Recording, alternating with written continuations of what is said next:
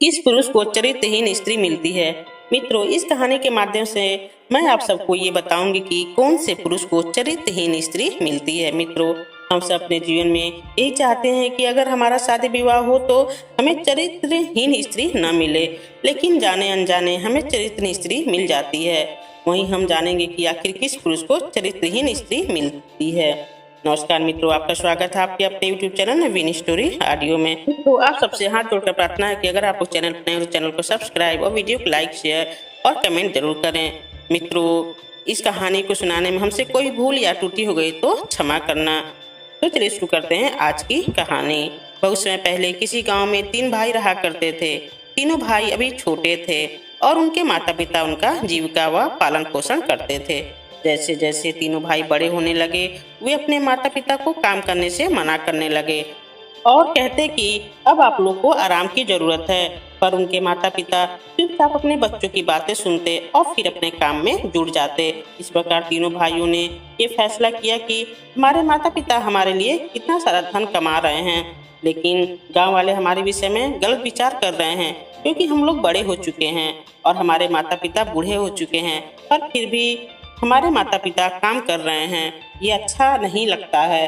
आपस में उन्होंने सलाह मशवरा करने के बाद अपने माता पिता को बहुत समझाया, पर उनके माता पिता नहीं मान रहे थे। उनके तीनों बेटे ने उनको बहुत समझाया कि आप लोग को काम करने की आवश्यकता नहीं है, हम तीनों भाई काम कर लेंगे, आप लोग आराम से घर पे रहो, खाओ पियो और आराम करो। अगर आप लोगों ने ऐसा नहीं किया तो गांव वाले लोग हम सबको भला बुरा कहेंगे। इस प्रकार अपने बेटों की ऐसी बात सुनकर वह चुप हो गए और उन्होंने काम करना बंद कर दिया।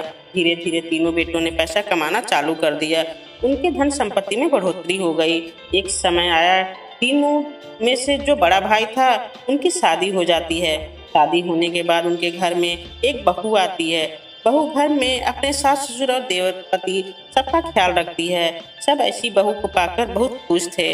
ऐसे कुछ समय बीता और अब दूसरे बेटे की भी शादी हो जाती है और उसकी भी बहू आ जाती है।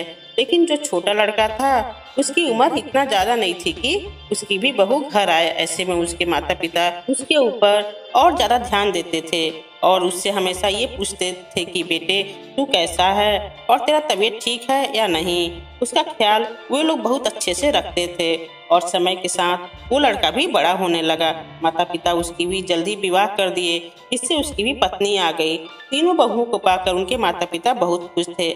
ऐसे ही कुछ समय बीता और उनके माता पिता कुछ समय बाद मृत्यु हो जाती है।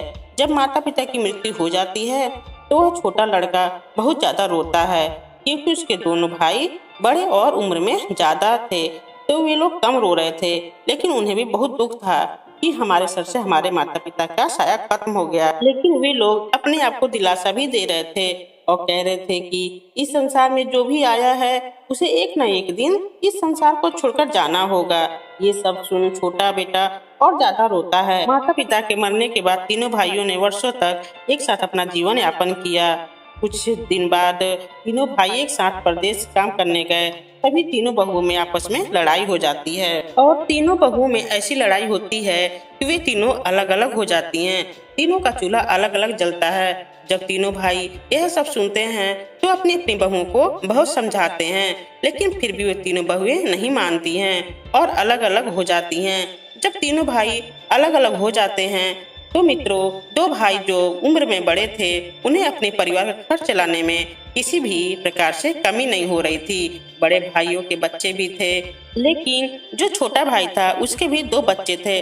अब ऐसे में छोटे भाई से ज्यादा काम नहीं हो रहा था और वो ऐसा कोई काम भी नहीं सीखा था जिससे मुनाफा ज्यादा कमा सके। मित्रों, उसके बड़े भाई अभी उसको काम सिखा ही रहे थे कि तभी उन्होंने आपस में बंटवारा कर लिया था। ऐसे में उसे वह लग रहा था कि अब मैं क्या करूं। फिर भी जैसे तैसे बाहर काम करने जाता है और उसको काम करने के बाद जो भी पैसे मिलते उससे घर का गुजारा नहीं चल पाता था। ऐसे में उसकी स्थिति बिगड़ती चली जाती और वह घर वापस आ जाता है। घर आने पर उसका तबीयत बहुत ज्यादा खराब हो जाता है। उसकी पत्नी कहती है कि आपका दवा हो जाएगा तो आप बिल्कुल ठीक हो जाएंगे और आप ठीक हो जाएंगे तो काम तो करना ही है। लेकिन उसके पास पैसे नहीं थे कि वह अपना इलाज करवाए। उसकी पत्नी ने अपने गहनों को बेचकर उसका इलाज करवाया और वह बिल्कुल ठीक हो गया। ऐसे में वह फिर से काम करने चला गया, लेकिन वह जहाँ पर काम करता था वहाँ पर काम करने नहीं गया, क्योंकि वहाँ पर उसे कम पैसे मिल रहे थे। वह दूसरी जगह काम करने गया। जब वो दूसरी जगह काम करने गया तो देखा कि वहाँ बहुत सारे आदमी ऐसे हैं जो नशीले पदार्थ का सेवन कर रहे थे। ऐसे में उसे घिन आती थी और वह सोच रहा था कि इनके बीच में वह कैसे रहेगा। मैं तो कभी भी नशीले पदार्थ का सेवन नहीं करता हूँ। जब मैं इसे देख लेता हूँ तो मुझे उल्टी होने लगती है। ये सब सोच विचार कर उसने घर जाने का मन बनाया, लेकिन जब वह घर जाने का तैयारी करने लगा तो उसके मन में अचानक ये विचार आया कि मैं घर जाऊंगा तो मैं वहाँ कैसे रहूंगा। मेरी पत्नी के गहने बेचकर मेरा इलाज हुआ है, हमारे पास पैसे नहीं हैं, हमारे 2 बालक हैं, उनकी पढ़ाई लिखाई का खर्च कहाँ से आएगा और हमारा जीवन यापन कैसे होगा। ये सब सोचकर वह बेचैन होने लगा और फिर जैसे तैसे उन नशेड़ियों के साथ रहने लगा। भले वह नशीले पदार्थ का सेवन नहीं करता था, लेकिन उन्हीं के साथ रहता था। इस प्रकार धीरे धीरे समय कटता चला गया। जब वह काम करके सभी आदमियों के साथ बैठा था, तभी उसके घर से संदेश आता है कि आपके बच्चे का तबीयत बहुत ज़्यादा खराब है और आपके बच्चे का तबीयत इतना ज़्यादा खराब है कि लगता है वह कुछ दिनों का ही मेहमान है और जल्द ही इस दुनिया को छोड़कर जाने वाला है। यह खबर सुनकर वो अंदर से बहुत ज्यादा टूट चुका था। वह बहुत ज्यादा परेशान था। उसे कुछ भी समझ में नहीं आ रहा था कि मैं क्या करूं और क्या न करूं।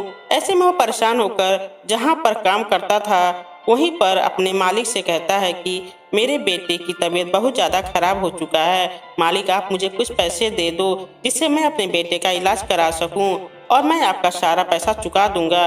मित्रों, ठेकेदार ने मना कर दिया और कहने लगा नहीं, तुझे पैसे नहीं दे पाऊंगा क्योंकि तुमने अभी काम की शुरुआत की है और मैं तुम्हें ठीक से जानता भी नहीं हूँ। ऐसे में वह लाचार और मजबूर हो गया और वह सोच रहा था कि मैं क्या करूं, लेकिन वह कुछ नहीं कर पा रहा था। उसकी पत्नी भी कह रही थी कि मेरे पास गहने नहीं हैं, अगर गहने होते तो मैं बच्चे के इलाज कराती। छोटा भाई बोला कि बड़े भैया के घर पर चली जाओ क्योंकि दोनों बड़े भैया हैं और उनसे यह कहना कि हमारे बच्चे का तबीयत बहुत ज्यादा खराब है, कुछ पैसे की मदद कर दीजिए, बाद में हमारे पति भेज देंगे, उसके बाद हम आपको आपके पैसे दे देंगे। तब बड़े भाइयों और भाभियों के पास जाती है और कहती है दीदी आप लोग कुछ पैसे की मदद कर दो, हमारे बच्चे की तबीयत बहुत ज्यादा खराब है। यह सुनते ही दोनों कहने लगे हमारे पास पैसे नहीं हैं। यह सुन वहाँ से वह अपने मुंह को बंद करके रोती हुई घर वापस चली आई। जैसे तैसे करके गांव के कुछ व्यक्तियों ने चंदा करके उसके बच्चे का इलाज करवाया और बच्चा ठीक हो गया। कुछ समय बीतने पर उसका पति घर आया और घर पर ही रहने लगा और सोचने लगा कि ऐसा कौन सा कारोबार करूं जिससे मुझे बहुत ज्यादा अत्यधिक धन संपत्ति मिले, पैसे मिले। वो सोचने लगा। बहुत सोचने के बाद उसने एक छोटा सा श्रृंगार का दुकान किया और दुकान चालू हो गया। धीरे धीरे पैसे बचने लगे और उसके घर की स्थिति थोड़ी बहुत अभी सुधरी ही थी कि तभी वहाँ पर एक बहुत खूबसूरत महिला आती है। वह महिला इतना ज्यादा खूबसूरत थी कि उसे देखकर उससे प्रेम करने लगा और वह जैसे ही उसके दुकान पर आई कहने लगी मुझे कुछ सामान चाहिए और सामान निकाल कर दे दिया और उससे पूछने लगा कि तुम्हें कुछ और भी चाहिए। तो वह कहने लगी मेरे पास और पैसे नहीं हैं, पैसे रहते तो और कुछ ले लेती। वह कहने लगा कि तुम्हें पैसों की चिंता करने की जरूरत नहीं है, लो सामान ले जाओ और पैसे तुम कभी भी दे देना और नहीं भी दे सकती हो तो कोई बात नहीं है। ऐसे में वह स्त्री उसकी बात को सुनकर उससे कुछ सामान ले लेती है और कुछ पैसे देकर वहाँ से चली जाती है। वह अपने घर पर जाकर बहुत खुश हो जाती है। फिर वो दोबारा सामान खरीदने आती है बिना पैसे के। वह फिर बिना पैसे लिए सामान उसे दे देता है। धीरे धीरे उसकी जो श्रृंगार की दुकान थी उसमें घाटा होने लगा। ऐसे में इस बात की खबर उसके स्त्री तक पहुंचती है कि आपका पति जो श्रृंगार का दुकान किया है उसमें जो सामग्री वो बेचता है वहाँ एक औरत आती है जो बहुत सुंदर है। उसे देखकर वह मोहित हो जाते हैं और बिना पैसे लिए उसे सामग्री दे देते हैं। पत्नी गुस्से से कहती है कि आप ये ठीक नहीं कर रहे हैं, आपको ऐसा नहीं करना चाहिए। वह पत्नी को गुस्से में डांटता है और बोलने लगता है और बहुत खरी खोटी भी सुनाता है। मित्रों, वह स्त्री फिर से उस दुकान पर आती है और उससे प्रेम भरी बातें करने लगती है। वह स्त्री चरित्रहीन स्त्री थी। वह गैर मर्दों से संबंध बनाने वाली स्त्री थी, जिससे वह किसी भी पुरुष को आकर्षित कर लेती थी। अपनी खूबसूरती को ऐसे बनाकर रखती थी कि उसे देखकर कोई भी पुरुष उसकी ओर आकर्षित खुद ब खुद हो जाता था। वह पैसे कमाने के लिए तरह तरह के मर्दों को फंसाया करती थी। उस स्त्री का पति इस दुनिया में नहीं था। वह एक विधवा स्त्री थी। वह अपने सास ससुर को कुछ नहीं समझती थी और वह बिगड़ चुकी थी। ऐसे में वह श्रृंगार का दुकान करने वाला भी उसके प्रेम में फंस गया था। उसका मन दुकान में नहीं लगता था और वह दुकान बंद करके उसके घर तक जाने लगा। इस तरह से वह कभी कभी अपने घर भी नहीं आता था और उस स्त्री के साथ उसके घर पर ही सो जाता था। इस तरह से वह और ज्यादा परेशान रहने लगा। उसकी पत्नी कोई अच्छी बात भी कहती तो वह बिगड़ने लगता और उसको खरी खोटी सुनाता। ऐसे में वह सोचने लगा कि हमारी पत्नी हमें बहुत डांटती है और पत्नी से कहने लगा कि तुम मुझे बहुत ज्यादा डांटती हो। तुम्हें खाने पीने में अगर किसी प्रकार की कमी होगी तो मेरे से पूछना। ऐसे मुझे क्यों डांट रही हो, क्यों समझा रही हो? उसकी पत्नी हमेशा उसे डांटती झगड़ा करती थी, क्योंकि कोई स्त्री ये नहीं चाहती है कि हमारा पति दूसरे के साथ रहे, घूमे और उसके साथ अपना समय बिताए। मित्रों, पत्नी के रोक टोक से तंग आकर वह नशीले पदार्थ का सेवन करने लगा और पत्नी को दिखा दिखा कर वह शराब, नशीले पदार्थ सेवन करने लगा और कहने लगा कि अगर तुझे रोकना है तो तू रोक ले। यह सब सुन उसकी पत्नी बहुत ज्यादा नाराज हो गई और बहुत ज्यादा दुखी रहने लगी। धीरे धीरे उसके घर में भी खाने की दिक्कतें होने लगी, राशन पानी भी खत्म हो गया।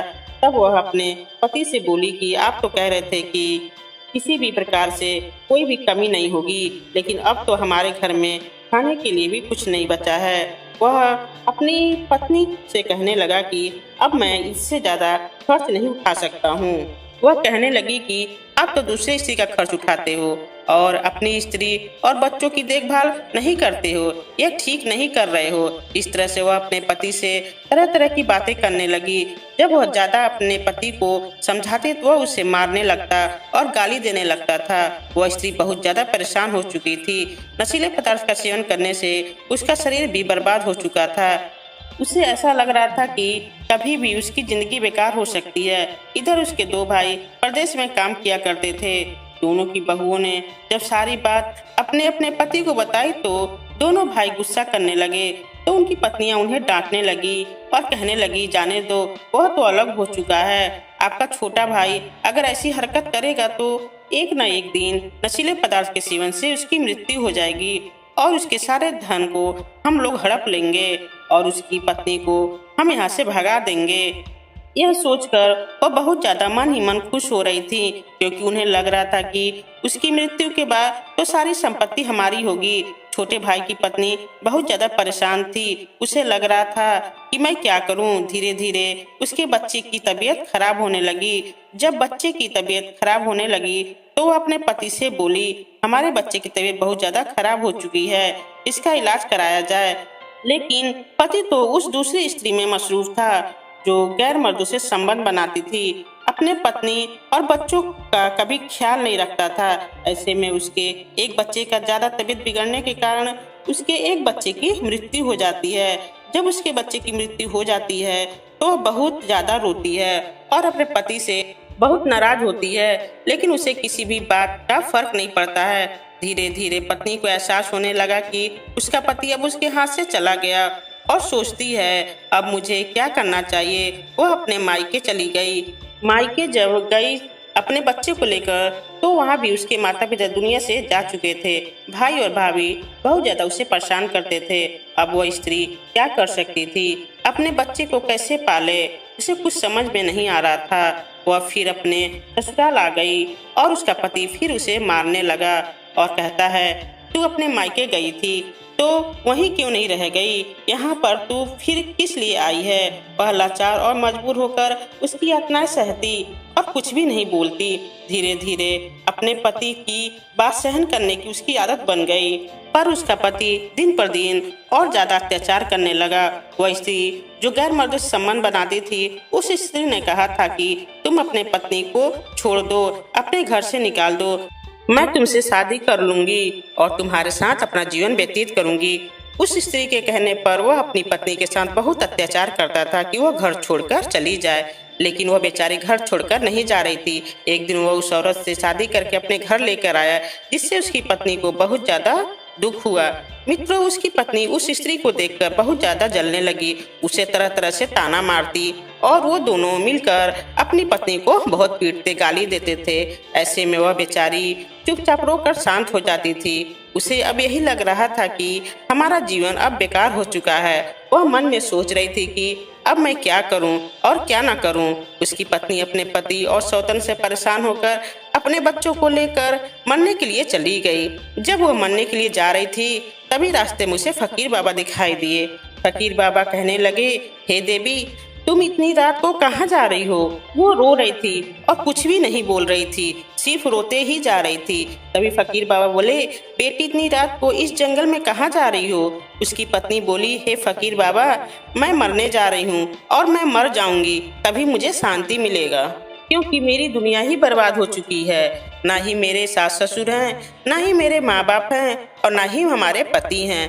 फकीर बाबा कहने लगे, बेटी कैसी बात कर रही हो? बिना पति के ये बच्चे कहाँ से आए? वह कहने लगी, बाबा पति तो है, लेकिन हमारे लिए जिंदा नहीं है, वे मर चुके हैं। पराई स्त्री से उनका संबंध है और दूसरी स्त्री से शादी करके घर में लेकर आए हैं। मेरे बच्चे की तबीयत इतना ज्यादा खराब हो गई थी कि उसकी मृत्यु हो गई। हमारे घर में भोजन पानी नहीं है और मेरे बच्चे कई दिनों से भूखे रह रहे हैं। मैं अपने मायके गई, मायके के लोग भी मुझे भगा दिए। मेरे भाई भौजाई बहुत परेशान करते थे। अब आप ही बताइए कि मैं क्या करूं? मेरा पति जिस स्त्री से शादी करके लाया है, वो दोनों मिलकर मुझे बहुत मारते और गाली देते हैं। उन दोनों के साथ कैसे रह सकती हूँ? वो लोग हमेशा अच्छे अच्छे पकवान खाते हैं और वहीं मुझे और मेरे बच्चे को एक एक दाने के लिए मोहताज कर देते हैं। हमें एक दाने के लिए तरसना पड़ता है। मैं और मेरे बच्चे कई दिनों से भूखे हैं। फकीर बाबा कहने लगे, बेटी चिंता करने की कोई बात नहीं है। फकीर बाबा अपने झोले से कुछ खाने का सामान निकाले और उसके बच्चे को दिया। फकीर बाबा कहने लगे, बेटी तुम मेरी बात सुनो, तुम मत मरो, क्योंकि मरने से तुम्हारा कुछ नहीं होगा। तुम्हारे मरने से उसकी आदत सुधर तो नहीं जाएगी, उसकी स्थिति नहीं बदल सकती है। बेटी वह गैर स्त्रियों के मुंह में पड़कर ही अपना जीवन बर्बाद कर चुका है। नशीले पदार्थ का सेवन करने से उसकी जिंदगी बर्बाद हो चुकी है और ऐसे में तुम्हारे पति को तुम ही सही मार्ग पर ला सकती हो। तुम्हारे पति को सही मार्ग पर लाने के लिए मैं तुम्हें कुछ न कुछ तरीके बताऊंगा, इससे तुम्हारा पति फिर से सही रास्ते पे आ जाएगा। इतना बात कहने के बाद फकीर बाबा कहने लगे कि अपने पति से अच्छी अच्छी बातें करो, उससे मिलजुल के रहो।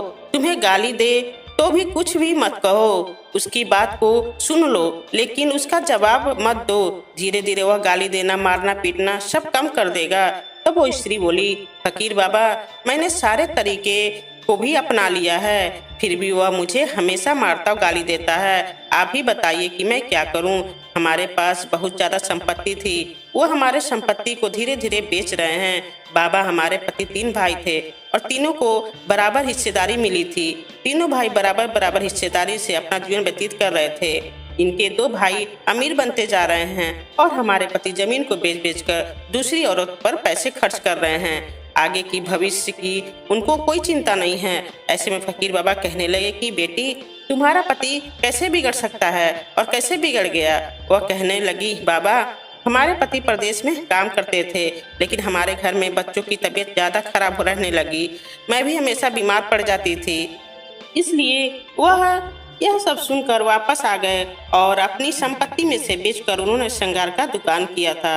वहाँ पर एक चरित्रहीन और लोभी औरत आई जो गैर मर्दों से संबंध बनाती थी। वह सामान खरीदने हमारी दुकान पर आती थी और वह प्रेम मोह में मेरे पति को फंसा ली।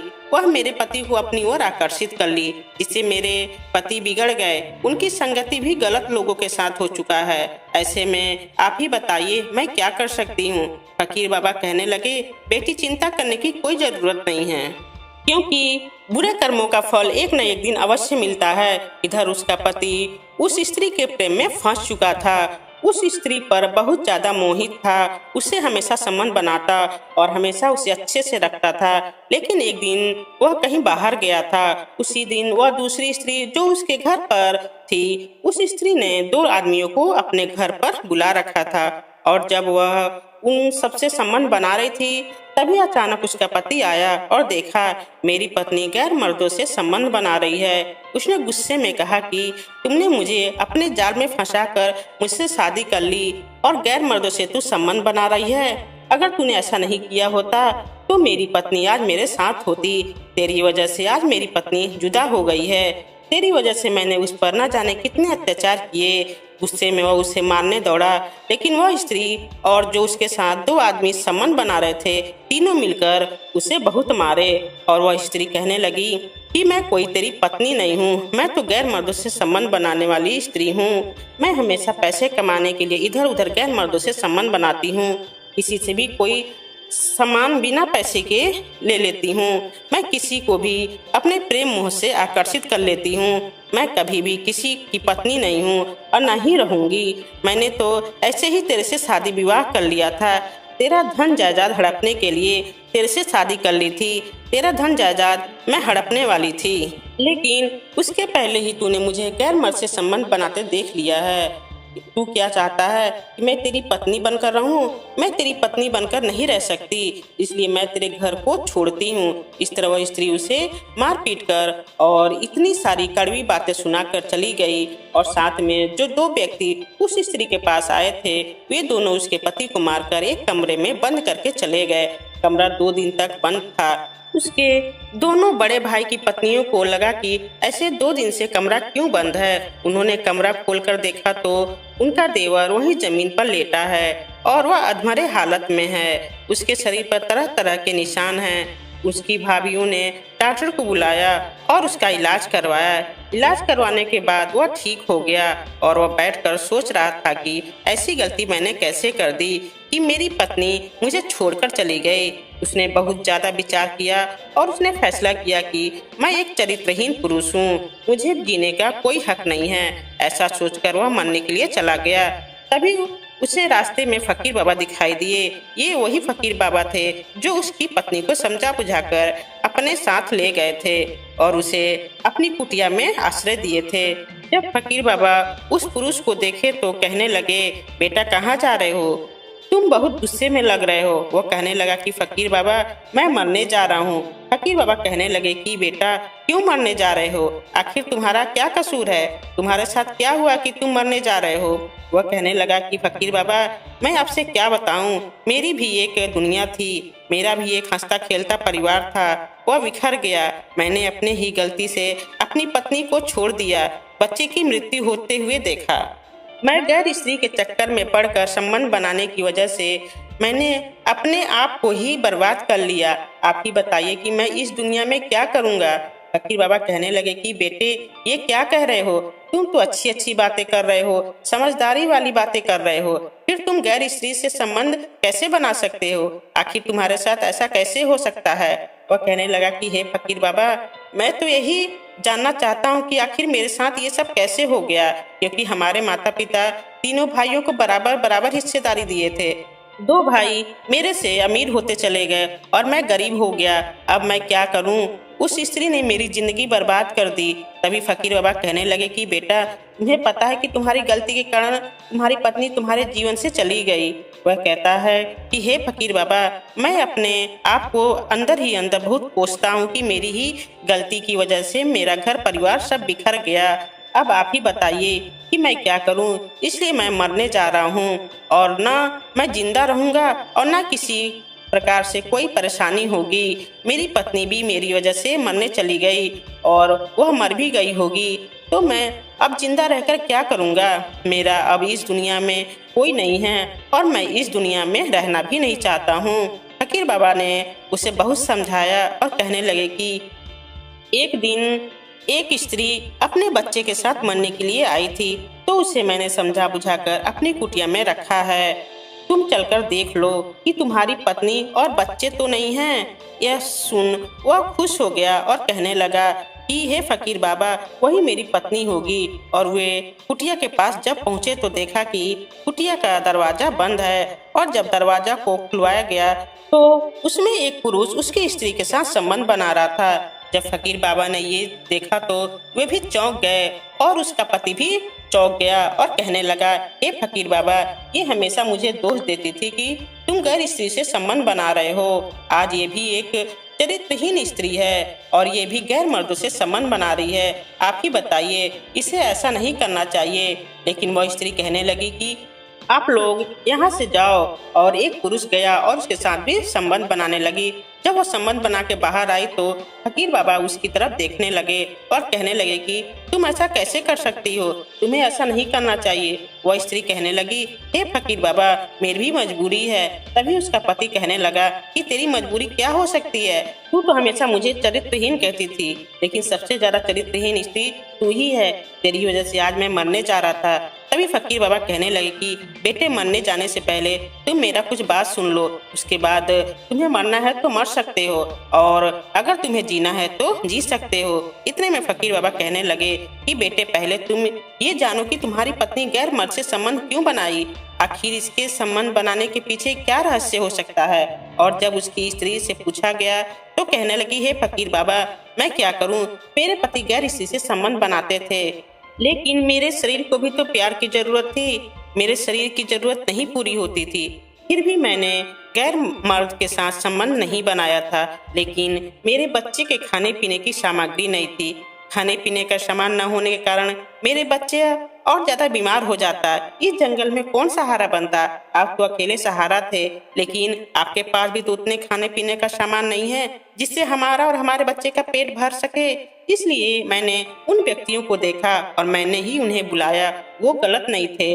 मैंने उनसे कहा कि मेरे साथ आप लोग शारीरिक संबंध बना लो, लेकिन मुझे कुछ पैसे की जरूरत है। आप लोग उस पैसे को दे दो जिससे मेरा और मेरे बच्चे का पेट भर सके। इसलिए मैंने उनसे संबंध बनाया, जिससे वे लोग मुझे कुछ पैसे दिए, और उस पैसे की वजह से आज हम लोग इस जंगल में अपना पेट भर पाए हैं। अगर मेरा पति ये सब नहीं किया होता तो मैं कभी भी ऐसा काम नहीं करती। तभी फकीर बाबा कहने लगे कि बेटे, तुम ये सोच रहे हो कि आखिर हमारी पत्नी और गैर मर्द से संबंध क्यों बनाई। तो तुम मेरी यह 5 बातें सुन लो। पहली बात, तुम हो या कोई भी व्यक्ति जो चाहते हैं कि हमारी पत्नी किसी भी गैर मर्द से संबंध न बनाए, किसी भी गैर मर्द से उसका कोई रिश्ता न हो, जिससे हमें आगे चलकर दिक्कतें या परेशानियां हो, तो आपको कुछ बातों का ध्यान रखना होगा। तब वो फकीर कहते हैं कि पुरुष को गैर स्त्रियों से संबंध नहीं बनाना चाहिए। जो भी मर्द गैर स्त्री से संबंध बनाते हैं उसकी पत्नी चिढ़ने लगती है, और चिढ़ने की वजह से वह सोचती है कि मैं भी अब गैर मर्द से संबंध बनाऊंगी, क्योंकि हमारे पति तो गैर स्त्री से संबंध बना रहे हैं, उसी तरह मैं भी गैर मर्द से संबंध बनाऊंगी, ताकि हमारे पति को दुख हो, परेशानी हो तो शायद वह समझ जाए। इसलिए गैर स्त्री से संबंध बनाने वाला पति हमेशा अपनी पत्नी को इतना भी संभाले, बांध कर रखे, उसकी पत्नी भी उसके हाथ से चली जाती है। दूसरी बात है, नशीले पदार्थ का सेवन करने वाला पति। जो भी व्यक्ति नशीले पदार्थ का सेवन करता है और हमेशा नशे में डूबा रहता है, उसकी पत्नी भी बिगड़ जाती है, क्योंकि उसका पति खुद बिगड़ा हुआ होता है। जब वो नशीले पदार्थ का सेवन करके घर वापस आता है तो हमेशा वो गुस्से में होता है, और हमेशा नशीले पदार्थ के सेवन से शारीरिक क्षमता कम हो जाती है और वो बर्बाद हो जाता है, जिसकी वजह से उसकी पत्नी भी उसके हाथ से चली जाती है। और तीसरी बात यह है कि पैसे न कमाने वाला पति। कोई भी पति पैसा नहीं कमाता है और उसके घर में पैसे की कमी होती है, मजबूरी में उसकी पत्नी गैर मर्दों से संबंध बनाती है और गैर मर्द से वह पैसे मांगने लगती है, जिससे वह पत्नी बिगड़ जाती है। और यह कहा जाता है कि वह पत्नी चरित्रहीन हो गई है, लेकिन पत्नी को चरित्रहीन बनाने में सबसे ज्यादा कमी पति का ही होता है। इसलिए पत्नी को दोष देने से पहले पति को सोचना चाहिए कि मुझे पैसे कमाने चाहिए, क्योंकि शादी विवाह के बाद पैसे की अति आवश्यकता होती है। पैसे के बिना जीवन चल नहीं सकता है। पैसा हर एक मौके पर काम आता है और पैसा कमाना इंसान के लिए बहुत जरूरी है। और चौथी बात यह है कि गाली देने वाला पति, जब भी कोई पति घर आता है और अपनी पत्नी को बिना गलती के गाली देता है, पत्नी उससे नाराज हो जाती है, उससे तंग हो जाती है, उससे ऐसा एहसास होने लगता है कि ऐसे पति से अच्छा है मैं बिना पति के ही रहूं, मुझे तो इससे अच्छे मिल जाएंगे, तब वह गैर मर्द के चक्कर में पड़ जाती है। और पांचवी बात यह है कि माता पिता से झगड़ा करना। मित्रों, बहुत सारे मर्दों में यह देखा गया है कि बिना वजह अपनी पत्नी पर चिल्लाते हैं और उसके माता पिता उससे मना करते हैं और कहते हैं बेटे तुम्हारी पत्नी की कोई गलती नहीं है, फिर भी वह अपने माता पिता के बात को नहीं समझते हैं और वह अपनी पत्नी के बदले माता पिता से लड़ने लगते हैं और कहते हैं तुम लोग ने ही मेरी पत्नी को बिगाड़ रखा है। मित्रों, हमें अपने माता पिता की बातों को ध्यान में रखना चाहिए, क्योंकि हमारे माता पिता हमसे ज्यादा दुनिया देखे हैं। हमारे माता पिता कभी कभी गलत हो सकते हैं, लेकिन हमेशा वो गलत नहीं हो सकते हैं। इन 5 बातों का ध्यान जो भी पुरुष रखेंगे उसके जीवन में चरित्रहीन स्त्री कभी नहीं मिलेगी। मित्रों, आप लोग इस कहानी को सुन के ये तो अच्छी तरह समझ चुके होंगे कि कौन सी पुरुष को चरित्रहीन स्त्रियां मिलती हैं। मित्रों, इन्हीं 5 तरह के पुरुषों को चरित्रहीन स्त्रियां मिलती हैं, जो गैर स्त्रियों से संबंध बनाता है, नशीले पदार्थ का सेवन करता है, पैसे नहीं कमाता है, गाली देता है, मारपीट करता है और अपने माता पिता की बात नहीं मानता है और अपने बच्चों का भी ख्याल नहीं रखता है। ऐसे पुरुषों को हमेशा चरित्रहीन स्त्रियां मिलती हैं, क्योंकि स्त्रियों की जरूरत को अगर पूरा नहीं करोगे तो स्त्री कितनी भी अच्छी होगी, पैसे के लोभ में वह बिगड़ जाती है। तो जब एक स्त्री एक बच्चे की माँ बन जाती है तो सबसे ज्यादा बच्चे से प्रेम करती है, अपने माता पिता और अपने पति से भी ज्यादा अपने बच्चे से प्रेम करती है। और बच्चा अगर भूखा हो, उसे दुख हो तो उसे पैसे चाहिए, अगर उसे न मिले तो वह अपने शारीरिक क्षमता को बेच देती है और शारीरिक संबंध बनाने लगती है। शारीरिक संबंध बनाने की वजह से उसे चरित्रहीन कहते हैं, लेकिन हम यह नहीं देखते हैं कि हमारी ही गलती ने हमारी पत्नी को बिगाड़ दिया। मित्रों, उम्मीद करती हूँ कि इस कहानी को सुनने के बाद आपके जीवन में कुछ न कुछ बदलाव आएगा। तो मित्रों, कहानी कैसी लगी हमें कमेंट करें, वीडियो को लाइक शेयर और चैनल को सब्सक्राइब जरूर कर दें। तो मित्रों, मिलते हैं अगले वीडियो में एक नई कहानी के साथ। राधे राधे मित्रों।